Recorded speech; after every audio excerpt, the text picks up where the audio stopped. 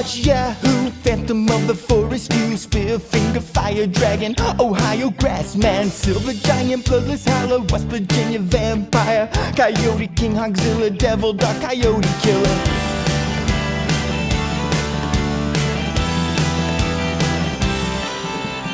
Cave creature, Mothman, Smoke Wolf, Lizard Demon, Ashman, Grafton Monster, Cow-killing Bastard, Shadow Creature, Dustman, Cherokee, Death Cat, Wild Man, Great Fire Rape. What else do I have to say? Steal yourself some chicken wire, and I'll get some lumber. Catch the Thunder Brothers. Don't you dare get out of the golf cart.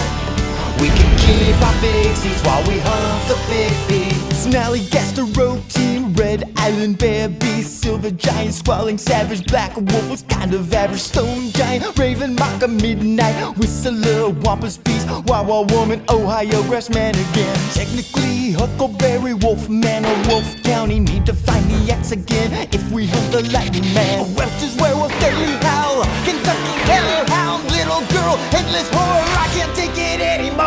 Steal yourself some chicken wire, and I'll get some lumber. Catch the Thunder Brothers.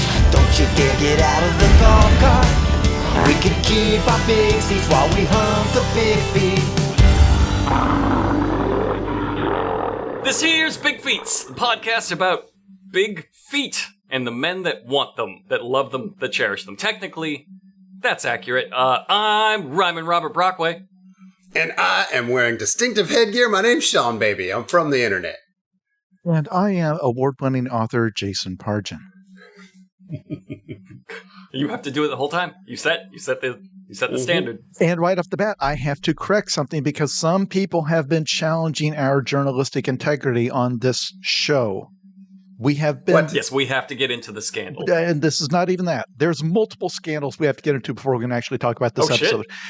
We have been saying from the very, very beginning that there are 9 seasons of the Bigfoot hunting reality show Mountain Monsters, and some people have pointed out that there are only 8. There are 9.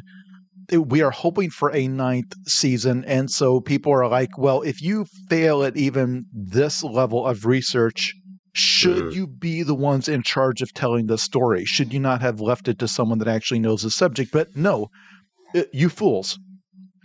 There is a spinoff season of Mountain Monsters called Mountain Monsters by the Fire, in which the Ames team watch their old episodes and comment on them and give we're absolutely and going share to do and share behind the scenes commentary and tell and speak of bloopers that occurred.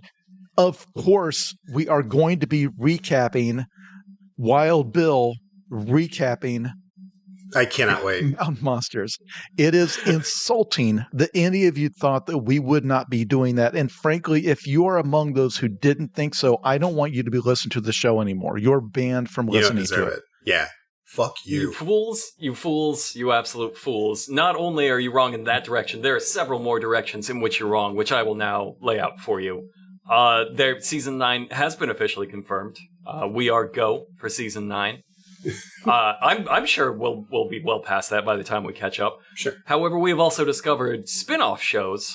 There are like Alaskan Monsters and several UFO, aliens versus cowboys, UFOs versus cowboys, something like that. That take place in the same universe by the same producers making spin-offs of this. So we are, if anything, being very conservative by saying there are 9 seasons of this ridiculous show about hillbillies hunting monsters. If you expand to the whole verse, there's probably 20. There's probably 30 seasons out there. We could do this until we all literally die. Well, I vote yes. See, that's the meta drama above that hangs over this entire enterprise, because there's a ticking clock of which will occur first. Our deaths. Will we run out of episodes? Will one of us become too successful to do this show? Or will society collapse?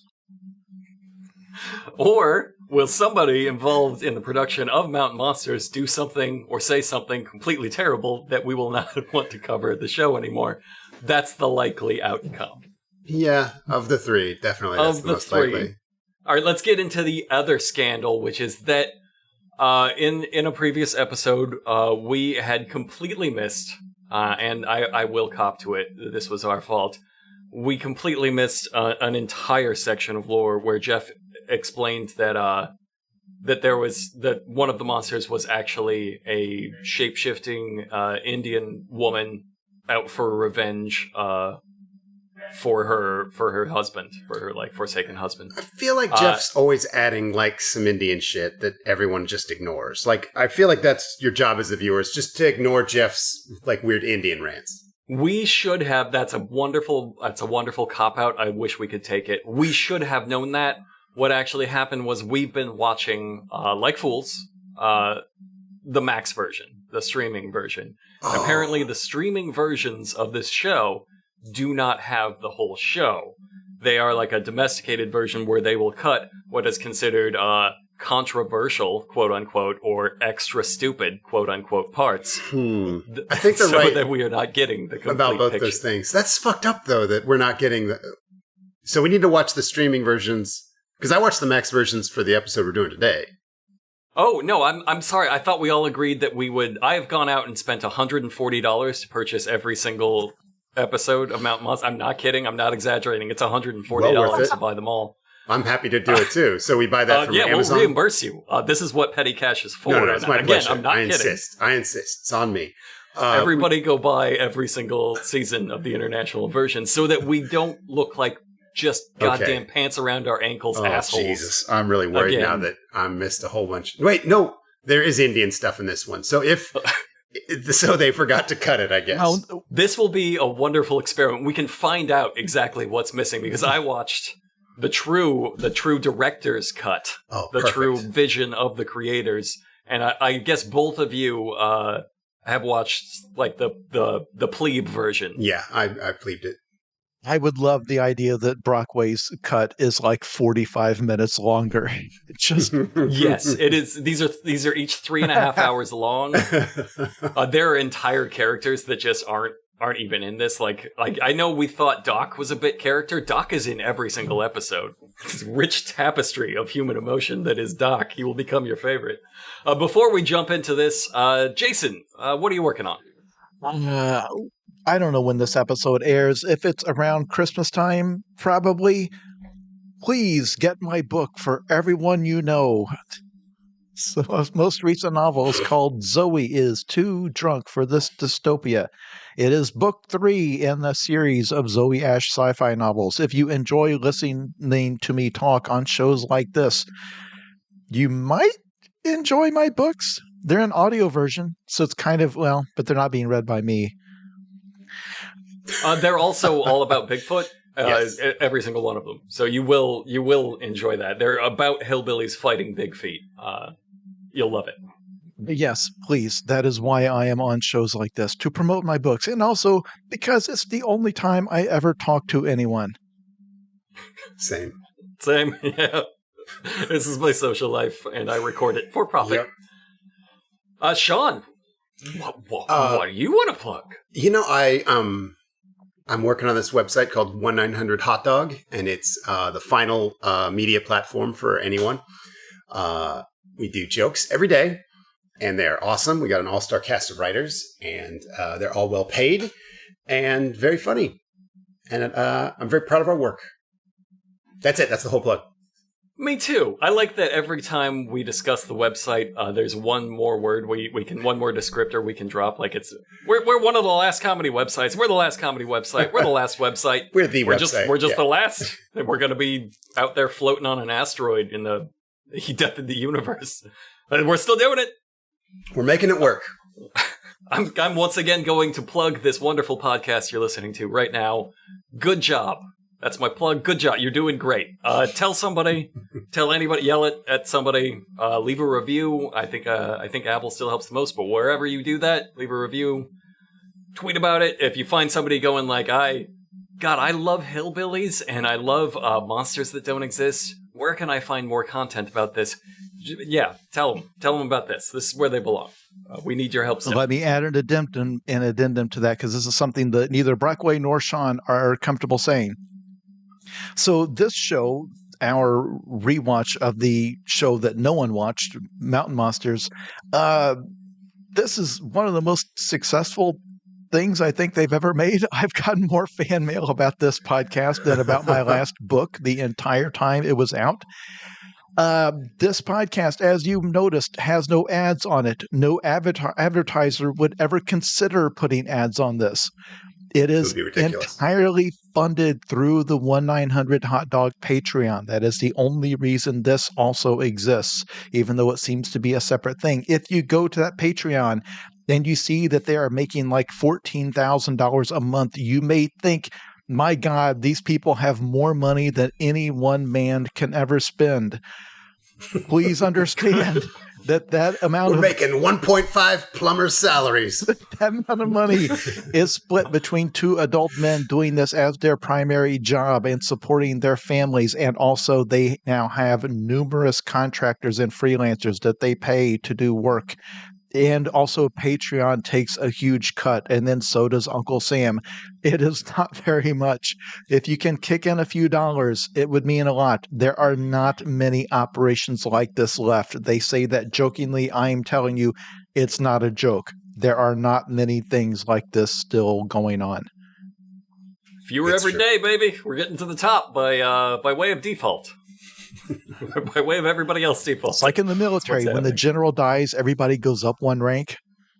I think that's how it works. That's of course that's how it works. All right, if you were very confused about what you've listened to, this is your first episode you're ever listening to. Don't do that. Go right back to the beginning. Listen to everyone. They're all bangers. And what's more important, you get to go on this journey where the show just keeps getting fucking better and better every episode. I can't believe how good this show is. You can't believe how good it gets. We're not even to the really wild shit. Like, they keep this up the whole time. By season 9, we're basically Star Trek. Like, there's just... It's not that you wouldn't even recognize the universe. Mountain Monsters is a hillbilly, cryptid, monster hunting, supposedly reality show where a bunch of actual hillbillies run out into the woods and pretend like they've seen a litany of weird monsters, and then they chase them with... God, what I hope are unloaded firearms. Otherwise, there are just so many people dead because of this. We never really see the monsters, but that doesn't keep them from just playing pretend as hard as possible. It's wonderful watching them go through this. Our cast is Trapper, who is the leader. He is not a trapper. Huckleberry, who is security and also kind of a Bigfoot. Buck is the rookie caller, and Husky Ninja, and he now takes point because they've decided that he is... the best fodder for monsters. You know, we made fun of him for falling a lot, but I think in the last few episodes he's fallen the least. So I think that's why they have him in front. And he is still fallen quite a bit. Yeah, absolutely. He is not wrong about being the Husky Ninja of the group. There's just a bar that he's not mentioning. Jeff is our hillbilly research scientist, by which I mean he will make up the wildest facts, and then everybody else has to be like, "Oh shit, God Jeff. damn it, Jeff." Willie is our actual trapper, by which I mean he makes large logs that he drops on monsters. Wild Bill is, I guess, on paper, the tracker. He's never once tracked a monster. What he really does is, I guess he's sort of an arborist in that he falls out of trees. Yeah, he's a great climber. He's great at running towards noise. He's not a great fun climber. He seems unkillable in a lot of ways. I guess you could add that to his talents. He's absolutely unkillable. Yeah. He will, at all points, he will just pull out some sort of handmade weapon that he should not have, and he will charge into the brush. And if there was an actual Bigfoot out there, he would either have eaten every single one or just probably be long dead. Dead.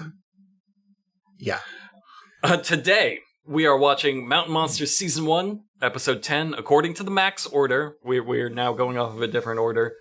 But we're still watching them in order of the Max streaming service, which will all converge shortly. Season 1, Episode 10, The Werewolf of Webster County. Gotta say it like that every time. Werewolf. We're gonna get that Webster werewolf. Hold on. Have we been watching them in the wrong order? Oh, no. What did you watch? I watched Werewolf of Webster County. You said said this episode 10 going by the Max order. I'm saying, did they air in a different order than what we're... Oh, yeah. Yeah. We're like halfway through season 2 in the official non-streaming order. For some reason, Max combined like 3 or 4 seasons into one mega season of like 25 episodes or whatever. Okay. Fascinating. So this is season 2, episode like 3 or 4, maybe later, I think. Do you think Bigfoot was responsible for that? Well, right now we should also explain. We make a lot of Bigfoot jokes. They're after a werewolf right now, and they will be after all sorts of different cryptids. There will become a point where they settle, like, Bigfoot is our bread and butter. It's going to be almost entirely Bigfoot from now on. We're sort of evolving naturally to where they're figuring out, like, their best episodes, our Bigfoot episodes. But, man, they got some bangers along the way. I love this episode. It's fucking fantastic. We start these off, as we always do, by looking up whether or not this was ever even sort of a real thing, and it's not. No, not at all. No, there are no such thing as West Virginia werewolves in folklore. The closest that they have is called a snarly yow. A snarly yow, which is a ghost dog that sometimes follows people on roads. So, okay. They already killed a ghost dog. Well, not killed.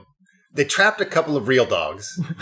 They definitely killed those dogs, though. And now their ghosts have combined on each other's shoulders into the Werewolf of Webster County. There we go. Now we have to right away disappoint the listeners because they have heard us say werewolf. So there's going to be a guy who lives around there who at a full moon turns into a werewolf, and they're going to have to like hunt down this guy and then trap him, and then he transforms back into a human. No, they've decided this werewolf does not transform back into a person. And in fact, it's not clear to me at all in what sense this is a werewolf versus just a very big wolf. Yeah. It's a very good point. Maybe I have more parts of the episode than you guys, because I have some backstory there to this. Right. Which we'll get into shortly. Sure. So, because Trapper he was like, he thought werewolves were only in Europe. So he seems to think that this is like a classic werewolf from Europe. This was weird to me because he's a seasoned monster hunter. And this is episode 10 of a show built around the reputation of these courageous trackers. Like, that's how they got this show. And so for him to just like have no idea like where werewolves exist, while there's one right under his nose, it's troubling. See, I think he's sort of correct. I think they're like an invasive species we've imported. Okay, that does make sense. And they're like ruining the ecosystem for all of the noble cryptids that are West Virginia natives, of which there are 10,000 different species, I think. Sounds like that. Yeah. Infinite thousand. We start this episode as we do every episode. They're nothing if not formulaic. With Trapper's truck briefing, they all pile into Trapper's extremely huge truck, driving to their next case, which is never more than like a state. It's always immediate area. Trapper tells us this here werewolf is over 7 foot tall, 400 pounds. You might recognize that as the exact same size as every single other thing they've ever found. 7-8 feet tall, check. That's glowing eyes, check. Luscious thighs, check. They changed the color of the eyes. Usually they go with the red glowing eyes. This one has glowing yellow eyes. But also, that's right. We have found, I think you're a little bit wrong on this. They are very confused about the density of these creatures. Because a creature that is 7 feet tall could, in this universe, be anywhere from 400 to 1,200 pounds, but be the same build. It's not like they're tracking like the obese grass man of West Virginia. You're right. It's all like approximately the same height, but they have fought monsters that they have said were 7 feet tall and 2,000 pounds. Yeah, like the Mothman they thought was like 800 pounds or something like that. It was really weird. It was like, how can it fly? It's more dense than a neutron star or whatever. Well, the Mothman he flies via electricity magic, as we all know, if we were paying attention in Mothman class, which is a class in West Virginia. He caused 9/11. I don't think we should joke about Mothman. Yeah, that's a sensitive subject. So we've got them European Wolfmen here. We cut to our CGI model. There's a CGI model of every single monster. It's glorious and ridiculous. We do our thick cryptid thigh check, and I will say, Wolfman's got some dark meat on him. Hell yeah. Hell yeah, he's got a little bit of like a Master Splinter face, which doesn't do it for me, but then thighs. Yeah, he's like a fuckable Master Splinter. Yeah, he's a hunk. He's a hunk Splinter. Like maybe when Splinter was young. This is a little disheveled, I guess. This is what Splinter is online right now, running mid-journey to make himself look ripped, and this is what it's spitting out that he's putting on his profile. He starts jerking off to it. Now I don't even need a date. This is enough for me. So Jeff, our researcher, chimes in and says, he's so active during the full moon. The closer we get to the full moon, the more active he gets. Mm-hmm. I mean, he actually gets crazy. Yeah. When the full moon happens, that's when he gets so active it counts as crazy. And ladies and gentlemen, this is a momentous occasion because they got another note from the producers at Destination America saying, hey, you need to explain why you give up on these hunts after your second attempt, even after you have established that the creature is a clear and present danger to the women and children of the area. Why on the second night do you just go home? And we have literally said in our previous podcasts, all they need to do is drop some lore that's like, he only comes out during the winter solstice. If we don't get him tonight, he will disappear for another 6 months. And they did it for this episode. It's like, hey guys, full moon tomorrow night. Rumor is that he goes into hibernation or whatever when it's not a full moon. If we don't get him by the full moon, we'll be forced to just go home in failure. So this time they actually set it up. They use these next couple of episodes, especially. They use so many of the notes. They're 10 episodes in, and they're just now hitting like. I guess the first things we said when this premise was brought to us were like, okay, why is it only... First of all, why do we want to kill everything? Right. Second of all, like, why is there a time limit? It's just now occurring to them to address it, and I do think it's glorious the ways that they are trying to get around this. They kind of... I love the idea that the werewolf goes crazy when he gets to the full moon. It is pretty excellent. I think that's brilliant Wolfman lore. Sorry. Yeah, they kind of fuck it up, I was saying, because they talk about how no one's ever seen him except on a full moon. I think Trapper says that. And so they kind of clash against each other's improv, because they're like, he gets a little more active during a full moon. And I guess by that he means like stirring in his sleep somewhere unknown to all, because the other guy says, no one's ever seen him except for a full moon. So you run into this a lot with mountain monsters where you're like, well, which is it? Like, these both seem mutually exclusive. I like the idea that he's just really chill the rest of the time. Yeah. That, like, he's Wolfman full time, but he's like the Big Lebowski. He's just out there, rambling around in a bathrobe, doing his thing. And then the full moon comes out, and he's just like, fucking wolf out. But they never posit that. The rest of the time, he's ashamed. They never posit that he transforms back into a person. Like, I know you're going to get into the backstory of how he became, but it's only. I've never heard this version of the werewolf myth where it's a wolf that's just kind of chill, except on a full moon. Right. Then he becomes angry, and then the rest of the time just kind of hangs out. I do love it. I love that he just gets pissed off by the moon. Jeff does get right into his origin at this point. He says in 1770 there was a game trail in Webster County which the Shawnee Indians traveled out on all the time. But what happened was their chief was killed on the game trail. And the chief was reincarnated into what we now call the Webster werewolf. He was reincarnated into a werewolf. I really like this. Trapper didn't. Trapper's like, no, I'm pretty sure it's a Europe. I'm doing a Europe thing, Jeff. Invasive species Invasive from Europe. European werewolves thing. I'm doing a reincarnated Indian thing. And Huckleberry's like, I got a tooth problem. Or no, that's Trapper. Trapper has a tooth problem. Huckleberry's never been to a dentist. That's a fun fact. That's the B-plot. So sometimes we run a fun little B-plot gag. And this episode, it's Trapper is in pain. He just like nurses his cheek. And Buck says a wonderful sentence. Buck says, maybe the full moon is what's been messing with Trapper's tooth. So now we're out for revenge on the moon. Yeah, it's personal for now. Trapper's tooth. And now it's personal. I don't think this episode got personal until like just before it ended. Like, there's no reason these guys have to kill the werewolf at all. There's no one in danger.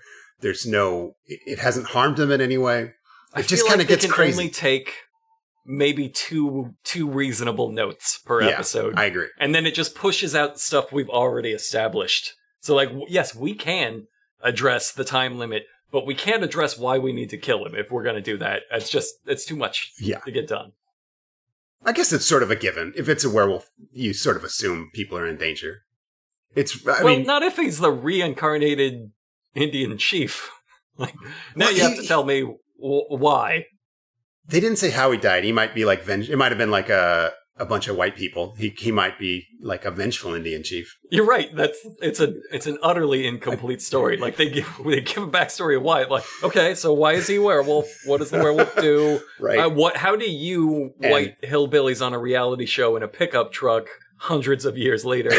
How are you the ones to solve this ancient Indian curse? Okay, and it's a strange choice because there are no wolves in Virginia. I don't know if there were back in the 1700s, but there aren't today. Yeah, let's be extra clear.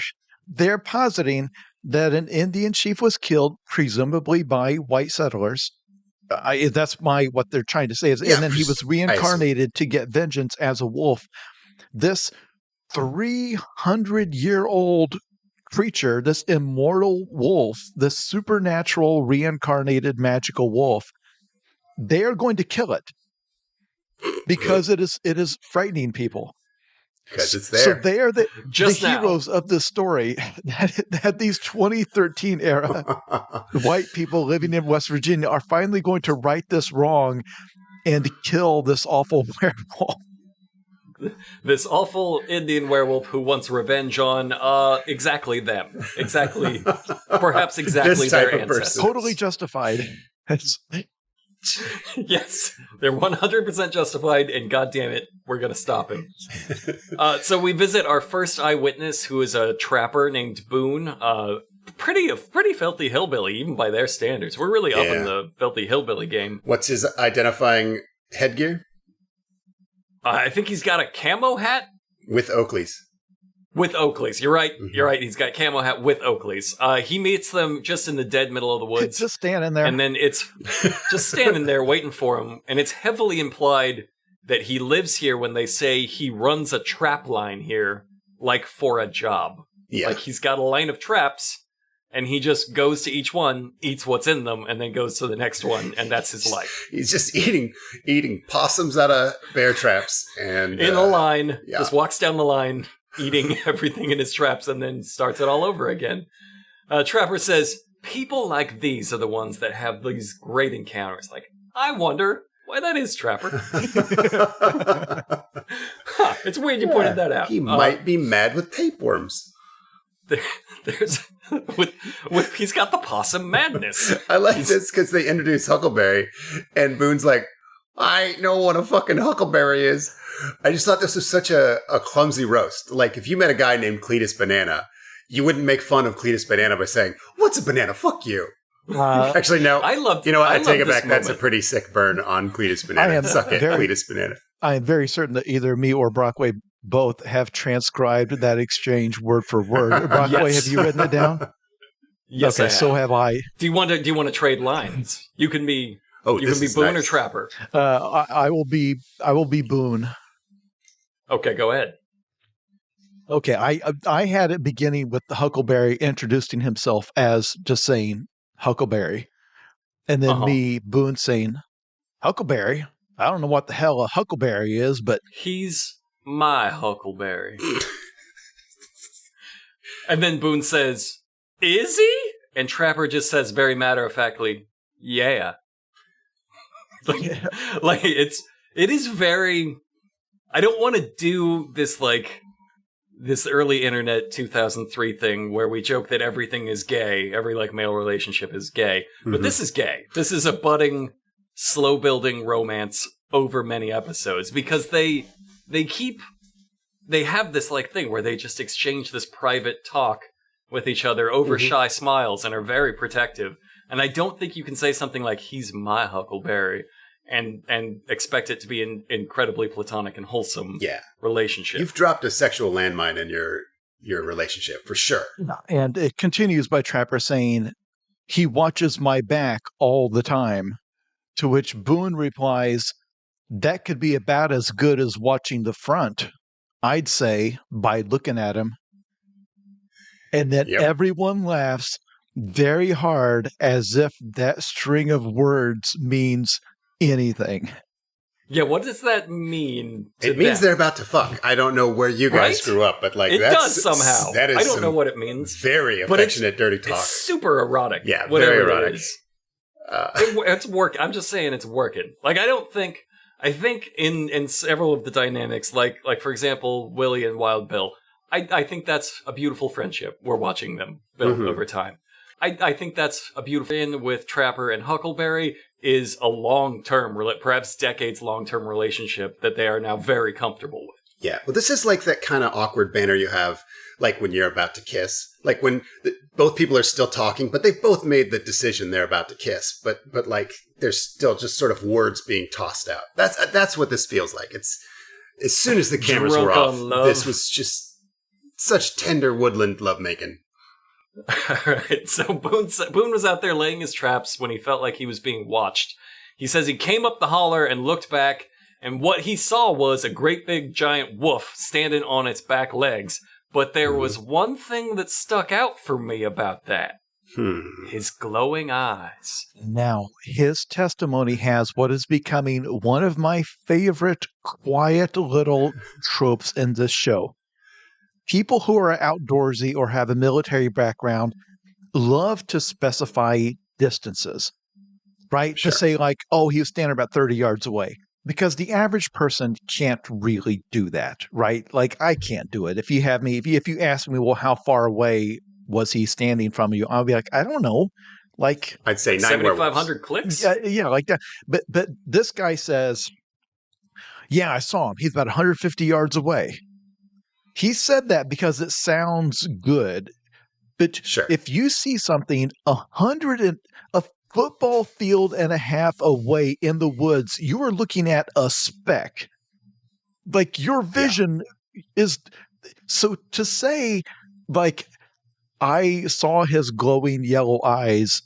He's about 150 yards away. Immediately, it's like such obvious BS. I love it. And because we, in a couple episodes earlier, we heard Buck say that he saw the creature about 7,500 yards away. Which would mean it was about 7,500 clicks. 7,500 clicks. 4,000 which would put it somewhere in Argentina. He just said it because in reality, these guys are talking out of their ass, and I love it. This exchange in particular is wonderful because it's not over when he says, what stuck out for me. First of all, what stuck out for me about this werewolf was his glowing eyes. Is a great way to start a testimony. When Jeff has to be the one that's really aggressively trying to lead him, he says, his eyes, what was different about them, though? He already said they were glowing eyes on a werewolf, and Jeff's like, yeah, what's weird, though? Yeah, come on, Boone tell says, me weird. Neon yeller, like they was punching holes right through me. Then Jeff has to lead him, and he goes, and what was the sound like? Like, basically just elbowing him in the ribs. Like, have you seen Teen Wolf? I liked because he goes, what was the moon like? And the guy immediately answers, oh, it wasn't quite a full moon, which I thought was a weird way to answer. Like, I guess it's sort of, if someone says, like, when did you last see your missing wife? And you said, I wasn't the one who killed her. I don't even own an axe. You know, it's like someone has clearly fed him an answer, and he's, I don't know. Or maybe he just assumed it was a werewolf. He's like, you're leading me to think it's a werewolf, but he's kind of pretending he doesn't know it's a werewolf yet. He's been fed his entire testimony, and then he just started digesting it because now they're like trying to drag it back out of him. So Jeff asks him, what was the sound like? And Boone says, howl with a little bit of scream to it. And then he follows that up by saying, well, he yelled so hard it rattled my whiskers. And Huckleberry, like, very thoughtfully looks at him and goes, that's pretty hard. That's pretty. I heard some rock and roll, so I do think it was a teen wolf. like Huckleberry knows what that means. Like, he has his own sound measuring system. Like, that's pretty loud. That's like 260 17 huckables. Those are like decibels. but me. So didn't Jeff ask him if it was like, would you say he was being territorial? Like, they keep trying to lead him into like very specific language. They've ever led. Like, they just have to fucking drag every word out of Boone. This is, as we've covered before, this is one of the great things about the setup of the show, because I do think some of the witnesses they talk to are people who, because they seem to be true believers and in fact kind of seem a little annoyed that they're clearly talking to a stupid show, not a real show. Yeah. But then when they make up the creature, they obviously have to make up a witness. And as we have speculated, they just pay somebody local, not very much money, to come out and pretend to be a woodsman. And then they feed them the description. But these people are not trained actors or improvisers. And this show does not do second takes. Yeah. I do more second takes on my TikTok videos than these people do.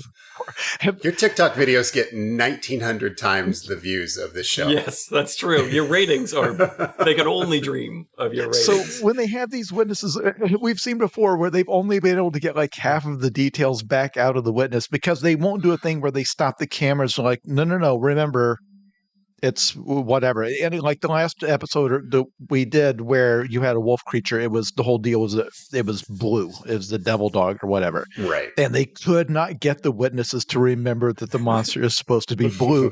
And they would try, like Jeff would be like, now could you see what color it was? Like, that is kind of dark, just dog colored, really.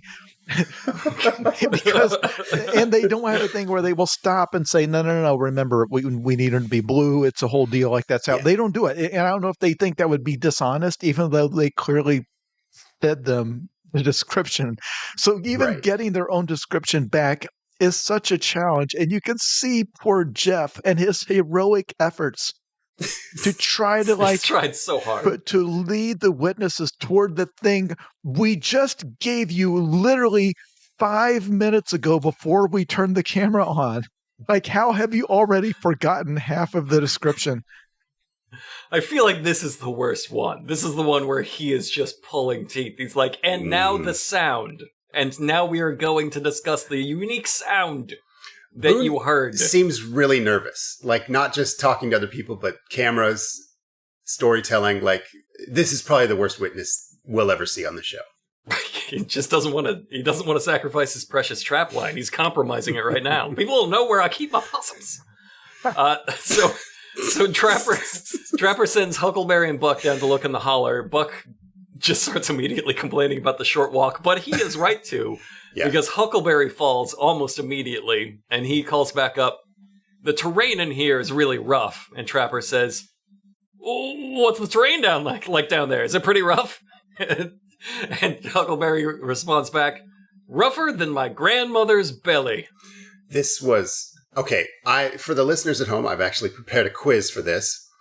Do you think this means A, his grandmother was West Virginia's gravel-eating champion for many years? B, she has dozens of C-section scars from trying to give birth to Huckleberry-sized babies with a human-sized birth canal? C, she fused with her basement's shag carpet long before investigators found her? Or D, Huckleberry's a fucking idiot, and when he started a sentence, he didn't know the Rolodex of his mind contained no adage for roughness. So, it's B. Submit your answers. This is probably becoming my favorite part of this show, and I know that there are 7 or 8 things that I insist are my favorite part of the show, but the way that these guys who I think are from the area keep scrambling to come up with these old country sayings, but they don't know any, because it's clear that they are just cobbling together sentences that when he started saying that, rougher than my grandmother's, he was throwing down the tracks in front of the train, frantically trying to. And again, there's no second takes in the show, so rougher than my grandmother's belly is forever canon to the universe. I love them so much because they're close enough to something that a hillbilly might say where you're like, I don't know what that means, but it probably means something. But it's even a second, if you're not like being chased by a Bigfoot in the moment, your brain immediately is like, wait, hold on. Yeah, wait. Wait, hold on. No, that doesn't work. It's rougher than my grandmother's belly. But they all laugh. Then Buck falls immediately after, and he says, "There's a mud streak up my ass." And I think it's Jeff that says, "That ain't mud." And then Buck says, "Well, it ain't mud no more." Now, the implications of this, gentlemen, of this exchange. Yes, please. The implications of this. I would like to remind everybody this is not the edge of a cliff. This is a very gentle hill. Mm-hmm. Very gentle hill. He's almost at the bottom of it. The stakes that he would fall perhaps 4 or 5 feet, he would roll gently. So it's not that he's scared. There's no fear. He's not saying I shit myself out of fear. He's saying every time I fall down, I shit myself. He had 9 cans of SpaghettiOs for breakfast. There's a really good chance he's going to shit himself. I think what was funniest to me, I mean, obviously Grandmother's Belly sold the scene, but it was really funny when Huckleberry and Buck both fall down and they're like, "You know what this means? The creature must be very agile." Like, if he passed through this terrain. that's our yardstick. These 2 obese men just unable to navigate this incline. It's also great that it's treated as a hazing ritual when they send Buck off to negotiate this very gentle hill. Because as if having to walk through the woods is a hilarious, ridiculous task to give to the rookie instead of the entire job they're doing. Which they find great difficulty in doing. We go to one of my other favorite bits, which is that they've decided that they have to invent an entirely new system of measurement for every single monster. And this time what they do is they get a stick and they put Huckleberry's hat on it and then hold it up in the air until the witness says, "Yep, that's about right." Well, and then this they makes bring sense. the stick back and measure it. I really like that. They use the hat, I think, because distinct headgear is how Virginians identify strangers and unknown beasts. So, you're right. So they put that hat there so that they would recognize the stick later. That was going to different. I thought we were putting it on the werewolf mentally so that he would be like, "Okay, I know what that is now." But you're right. They had to find the stick later. Right.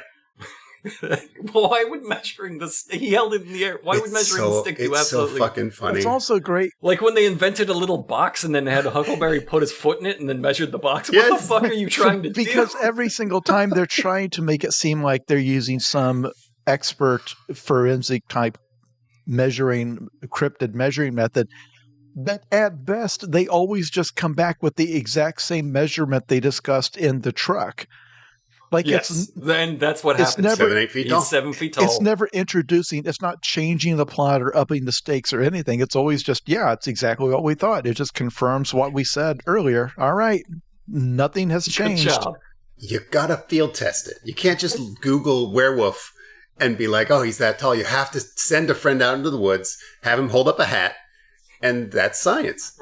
Yeah, if he was standing there, that hat would be on his head. Thank you. That is correct. I would love it if just once in the course of their measurements of the witnesses, they would find out the creature is much smaller than reported. It's about 3 feet tall. Yeah, about a third that. Yeah, no, down lower. What we're dealing with is a gremlin. Jeff over there, are you sure? You got the size right. Yeah, Jeff.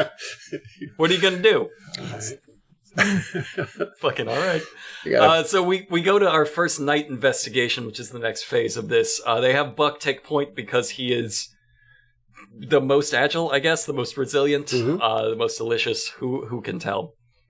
Trapper says, "Buck, you got point," and Huckleberry, "You got my back," and he gives Huckleberry a shy smile, and Huckleberry says, "You know it," and exchanges that little smile back. I'm not making this up. Yeah, it's a love story. This is Wattpad / fiction. Like, if that existed, and it does, I'm not even joking, somebody in the Discord found it. There is Wattpad / fiction about mountain monsters. Oh, no. And it's this. It's exactly this. Which, by the way, to write that, all they had to do is just literally transcribe an episode. It's the least, I think that's all they least did. amount of effort that anyone would have to put into it. But another momentous milestone occurs where Trapper says the phrase, "We don't know if this is an actual werewolf from 250 years ago or a new creature from today, But that's what Yeah. we're here Right? trying to find out. So again, the producers on episode 10 said, for 9 straight episodes, you've been claiming that people have been citing the creature for 200 years, and then later you would refer to it in the plural. You need to clarify, is this an immortal magical being, or is it a species that for some reason we're never finding bones or corpses or whatever? And yeah, he had a line of dialogue saying, well, that's what we're here to find out. They will not attempt to find that out. No, that's not at all what they're here to find out. It's never been what they're there to find out. It only just they're now here occurred to them. quote kill the son of a bitch, as they're going to say a little bit later. It's like you yourself are sending producers notes back in time, but you have the settings 10 episodes wrong. Yeah. It's like you're just trying to help, and they're just like, "Oh shit, we got one. We got a Pargin note. We're gonna address that now." I think what's so crazy is that they all hear something in the leaves after just 8 feet of noisy tiptoeing. Like, they just get started, and the werewolf is dancing around like 15 feet from them. Well, yes, 750 clicks, I think is how you translate that. But this is crazy because it baits them into a deadfall trap. Like, they almost fall, and then they think the werewolf was trying to lure them in under a fallen tree, and the plan for the werewolf was to wait till they get under it and then jump on it. Very classic werewolf gambit. And they're like, God, we almost fell for it. Well, let's take this step by step. Okay. So first of all, Trapper starts this expedition, and he turns to the group and says, "Folklore has it this werewolf creature is out for revenge on the Shawnee hunting grounds. Period. That's all." As though he is laying down the improv law, like Jeff is gonna, and he attacked my car on the way out here. Yeah. No, he fucking didn't. He didn't marry a little girl, He's married Jeff. to my wife. Shut up, Buck. No. He does this. I only mention it because he does it a couple of times. He'll say something and then he'll turn to them and go, "Period," and then we'll end the scene like he's You're right. just ending. That's him, like, just cutting off any improv. Yeah, he's sick of this shit. He's noticed that. So they're out there. Jeff has something on thermal, and they're like, "He's right up there on that trail." And this is the night investigation, where normally we're like, "Oh my god, we gotta prepare for this." And what Trapper does is he says, "Well, then let's get that sumbitch right now. Go!" And they all blindly charge it, which they do in every episode, but not at this point.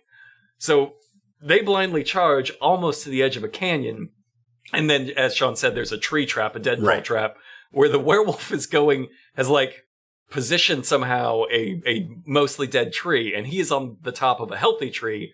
And what he's going to do is jump down and bounce on it like Wile E. Coyote and kill them all with a tree. And so he's playing their game, and like they almost fell for the werewolf trap. God, it was so close. I was really worried for these guys. But he didn't. He didn't get them, just like the Ames crew. He's out there in a testimonial right now being like, "By God, those hillbillies know who I am now, and I know they exist." What a victory for the werewolf today. it would have been if he killed the world's greatest werewolf hunters with, like, their own tool. A poorly made trap. a log on something else. Who could have foreseen I would be killed by my favorite weapon, a log on something else? So to send another producer's note back in time by a decade, let me say, each time they do try to explain away why they're able to find the creature within 4 minutes of entering the woods. Mm-hmm. And like in this case, they're like, well, the word is he hunts the Shawnee Trail. And so they're explaining like, well, we know where he's seen. It's always in this one spot. So if we go there and get out of our golf carts, we should see him within 5 or 10 minutes. Sure. Obviously, the problem this presents is, why don't you have thousands of sightings and cell phone videos of this thing? If its appearance is so predictable, we know exactly when it appears and where it appears. Why would there not be 200 people there with their cell phones waiting to capture this mythical werewolf on video to upload to TikTok or whatever they had the equivalent was in 2013? Vine. Vine uploaded to Vine. And I love it because it's kind of like one of my favorite tropes from movies, and you kind of see a version of this in like those Da Vinci Code movies, but it's where, or in like National Treasure, it's where there's a code they're trying to solve, but it's one of those codes where it's just like a letter replacement. But it's a code that supposedly is like 2,000 years old and no one has ever solved it. And it's like Apple. But they say that the treasure is hidden in the city of EMOR. Wait a second. That could be Rome spelled backward. It's like, and the premise is like for 2,000 years, no one else has ever figured it out. Well, it's kind of the same thing here. It's like, we're the first people to ever drive here, ask a local, get this famous piece of folklore, and then go stand in the spot to witness this creature. No one's ever thought of this. Yeah, this exact trail literally that is part of his folklore. 250 years, we're the first people to put out this level of effort. I love it.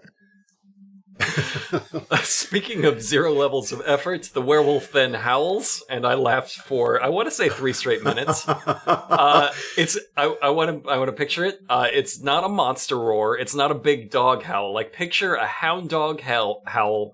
Only picture it being done by one of the production staff, because it's just a guy going, ow!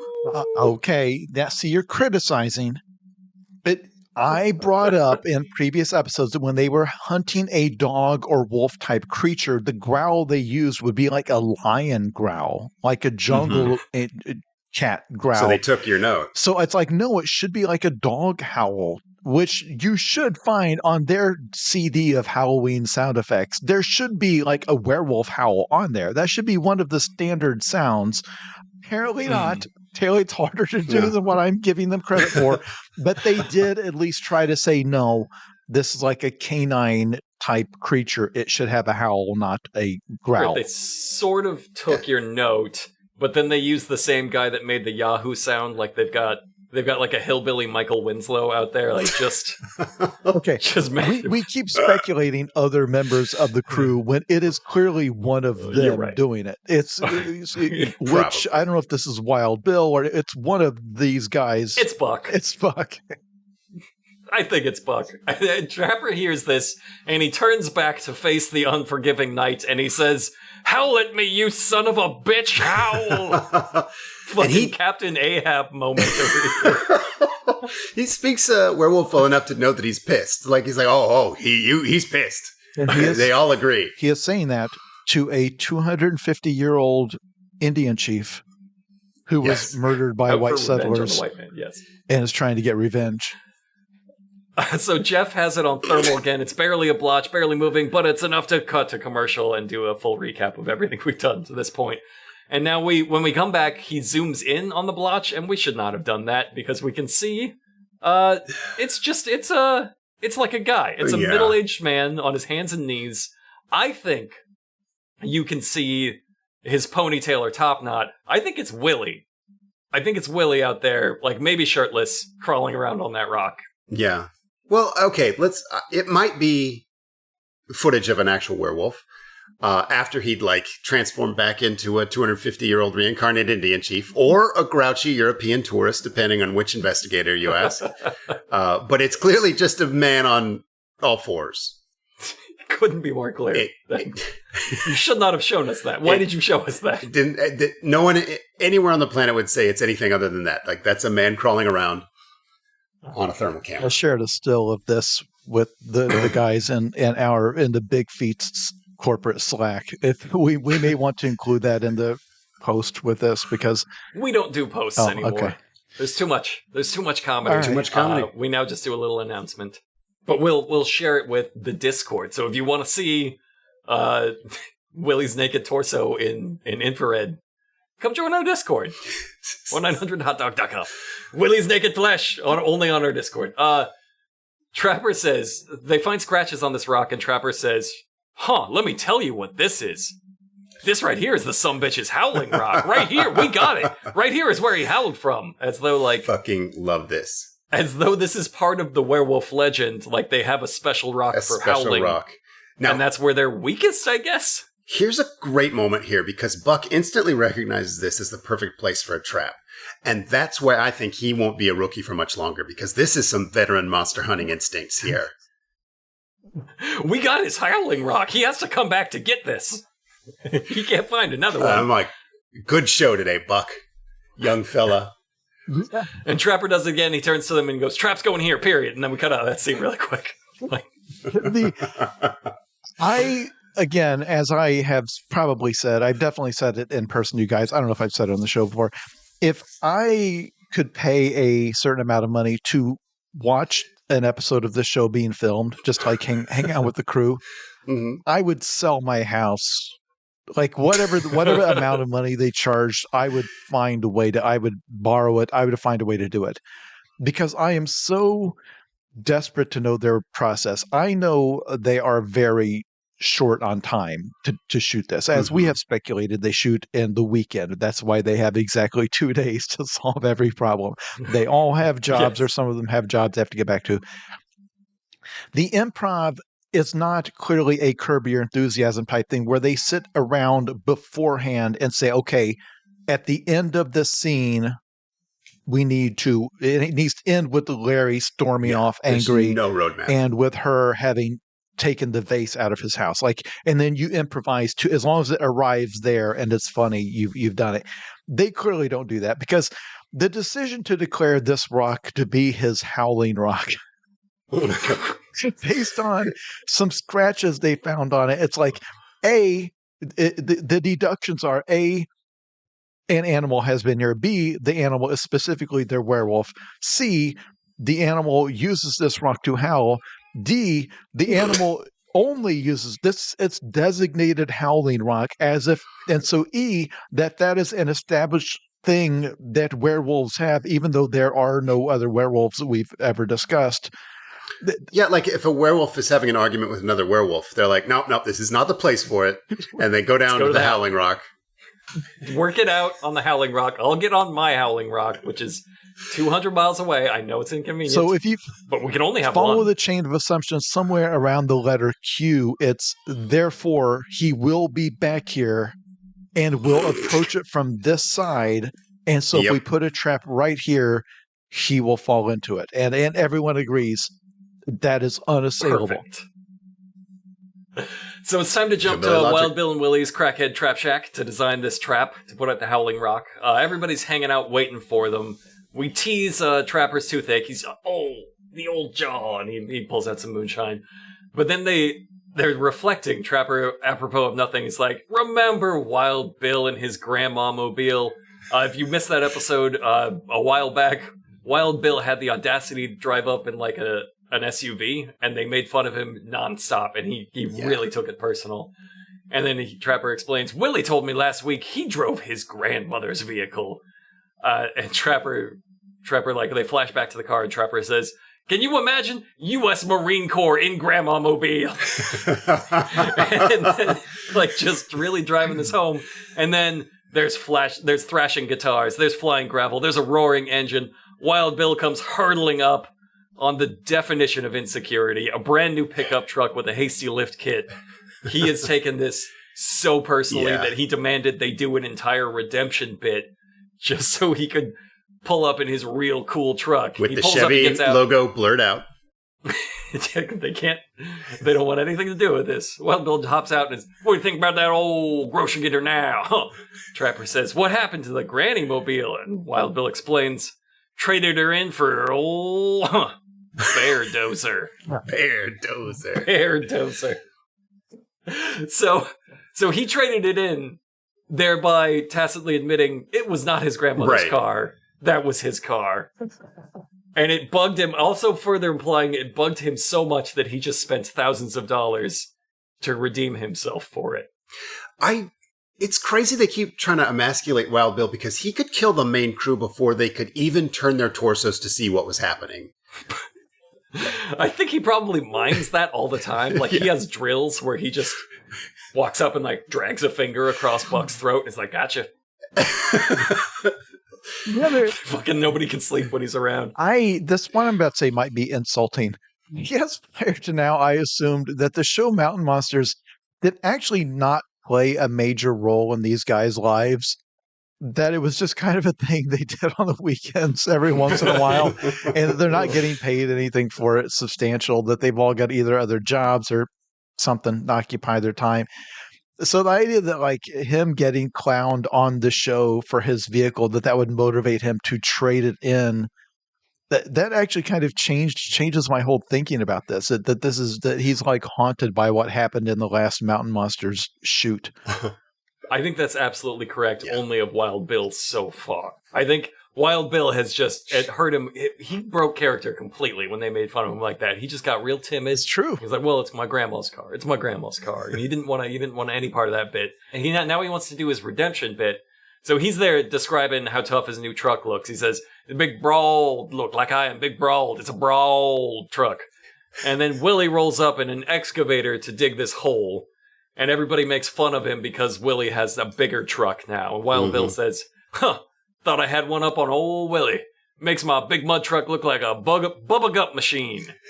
And then they viciously mock him some more. And then he very sadly says, "Man, I'm getting a double dose of her." Which, again, makes no sense. This is not Willie's personal vehicle. He has rented an excavator on probably someone else's credit card. He did not. Yeah, right. He's driven like a construction equipment. Yeah, but it's not his. Like, in what sense did he one up Wild Bill's truck? He's not driving an excavator around town.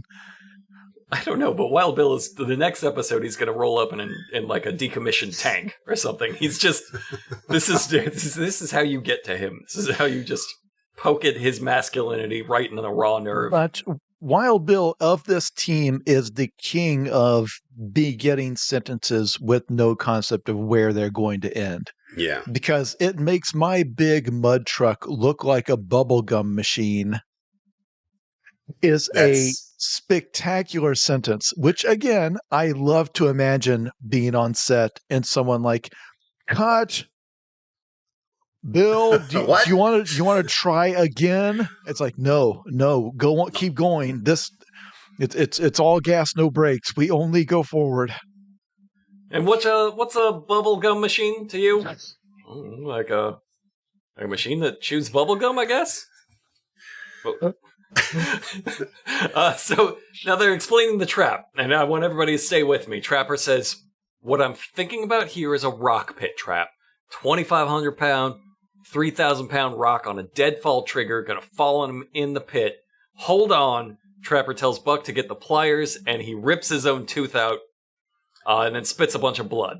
This is not an effect crazy. For the listeners at home. This is not an effect. They didn't fake it. I 100% believe he pulled his own tooth and then spat, because he spat blood afterward. It was totally uncensored.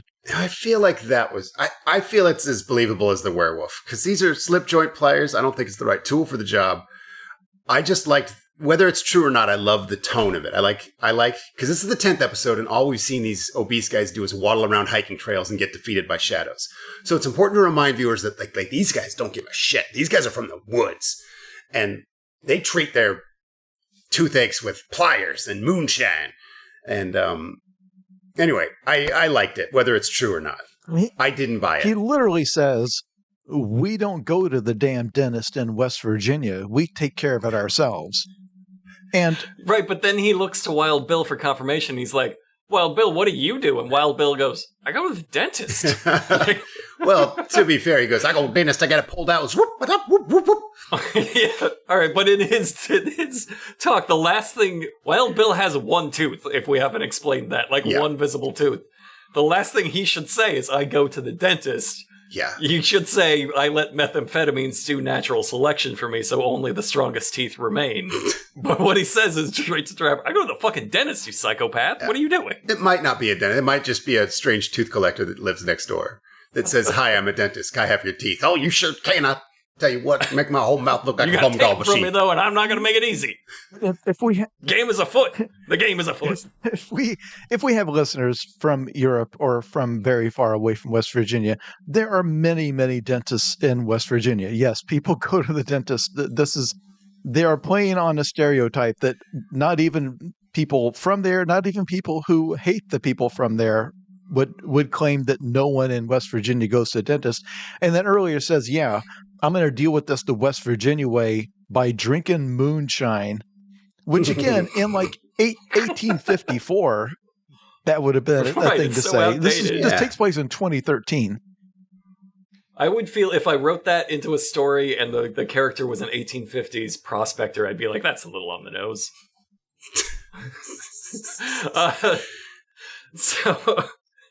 So also if we have listeners in Europe, don't bring your fucking werewolves over here. It's an invasive species. The environment can't contain it. So Willie is carefully explaining the trap. He's carefully explaining rock over hole, and what he says to him is, I'm going to put a rock over the hole, but it's on a stick. And that's the end of the explanation. I love this trap. That's the trap. It's like how you'd catch a cartoon rabbit. Like, if you fell in this trap on a hike, it would be the fifth thing you'd list about your day. You'd get home and be like, oh, I made it this beautiful waterfall. I saw Swainson's warbler. Oh yeah, I fell in this werewolf trap. I kind of got my shirt a little dirty when I squeezed my way out of this totally ineffectual trap. He even explains that the hole needs to be 8 feet deep for a creature that they've already established is 8 feet tall. 8 feet tall, again, right. And if we haven't harped on it enough, one of the things that they've established about the werewolf's abilities is that he's incredibly fast, incredibly agile, and he has like super powerful legs because he has these tiny like feet, but he manages to like just book ass. So, but he has, I guess, a 0-inch vertical jump. He cannot raise his arms up and pull himself up out of a trap, because again, they always estimate that the creatures they're hunting have the same athletic ability as themselves. So they're like, well, if you put me in a 5.5 foot deep hole, I'm not getting out of there in 100 years. So surely this 250-year-old immortal magical creature that cannot die, that weighs what they say 400 pounds, it's 8 feet tall. It's not going to get out from that hole before the rock closes it.